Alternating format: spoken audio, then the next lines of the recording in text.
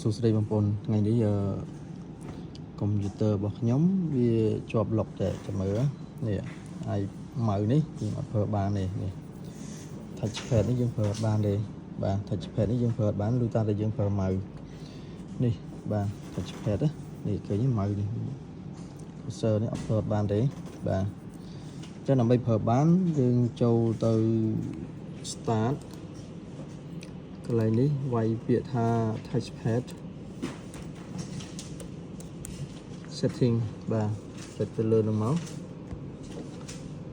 នេះមើលអត់សូវច្បាស់ចុចមកតមកទៀតនៅកន្លែង option នេះនៅកន្លែង option នេះគឺយើងចុច on មកបាទហើយចុចសញ្ញារួចនេះចុច Chrome ហើយចុច reset បាទកន្លែងនេះគឺ cursor speed របស់វាបាទឥឡូវជំនួយយើងនេះដើរអូខេដើរមុនហ្នឹងគឺយើងអត់ដើរទេដោយសារវាអបកន្លែងហ្នឹងហើយបើសិនបើមានបញ្ហាដូចកុំព្យូទ័ររបស់ខ្ញុំបងប្អូនអាចធ្វើតាមនឹងបានណានេះបាទសូមអរគុណជំរាបលា